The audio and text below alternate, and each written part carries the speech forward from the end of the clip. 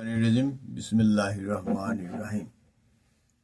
বাংলাদেশ মানব জোটের পক্ষ থেকে আমি কাজী মোশাররফ হোসেন। আজ লস এঞ্জেলেস 31শে আগস্ট, 31শে জুলাই, বাংলাদেশে 1 আগস্ট। প্রিয় বাংলাদেশবাসী এবং যারা সারা বিশ্ব থেকে শুনছেন, আজ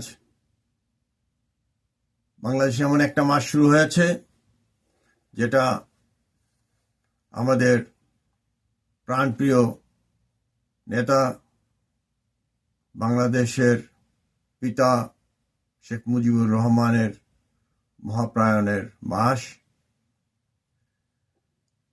সেই উপলক্ষে আমি আজ আমাদের আল কোরআনের প্রথম সূরা পাঠ করছি। বিসমিল্লাহির রহমানির রহিম। আলহামদুলিল্লাহি রাব্বিল আলামিন আর রহমানির রহিম মালিক ইয়াউমিদ্দিন ইয়াকা না'বুদু ওয়া ইয়াকা নাস্তাঈন ইহদিনাস সিরাতাল মুস্তাকিম সিরাতাল লাযিনা আন'আমতা আলাইহিম গায়রিল মাগদুবি আলাইহিম ওয়ালাদ দাল্লিন। আমিন।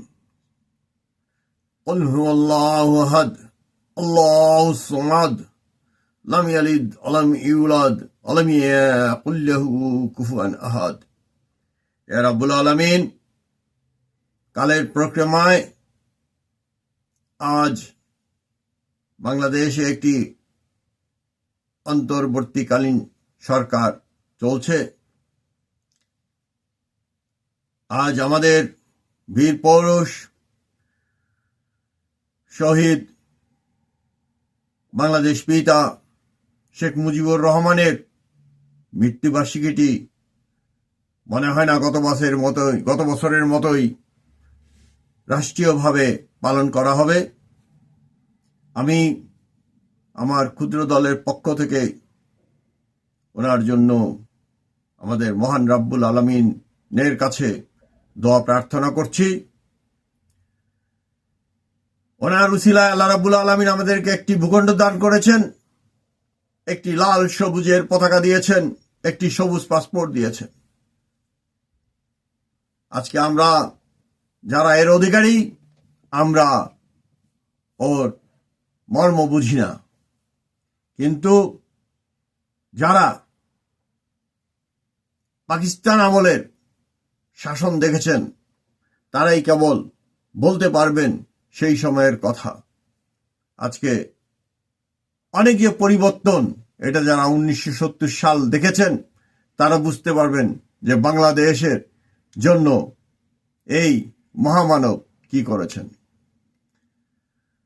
যাই হোক, আমি আমার দলের পক্ষ থেকে এই মহামানবের মৃত্যু দিবসে যে হত্যাযজ্ঞ চালানো হয়েছিল, বাংলাদেশ আর্মির একটি ক্ষুদ্র অংশ এতে অংশ নিয়েছে, এবং যারা প্রবলভাবে তাকে হত্যার ষড়যন্ত্রে লিপ্ত ছিল, খন্দকার মুস্তাক এবং তার বাহিনী, এবং বঙ্গবন্ধুকে হত্যার সময় যারা যারা শহীদ হয়েছেন, যে সকল বাঙালি নাগরিক শহীদ হয়েছেন, আল্লাহ রাব্বুল আলামিনের কাছে তাদের মাগফিরাত কামনা করছি।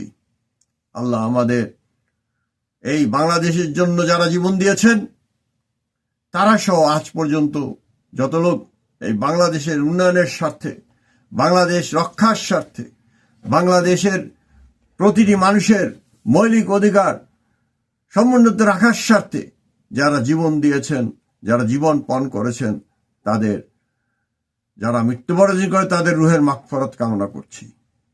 রাব্বুল আলামিন আজকে এই শোকের মাস, আগস্ট মাস, এই মুজিব মাসে আমরা বাংলাদেশের সমৃদ্ধি কামনা করছি। একই সঙ্গে এই বাংলাদেশের জন্য যারা জীবন বিসর্জন দিয়েছেন এবং যারা শহীদ মুক্তিযোদ্ধাদের জন্য দোয়া এবং দীর্ঘায়ু কামনা করে আজ এখানে শেষ করছি। আল্লাহ হাফেজ। বাংলাদেশের সকল মানুষ সুখী হোক, পৃথিবীর সকল মানুষ সুখী হোক। আল্লাহ হাফেজ।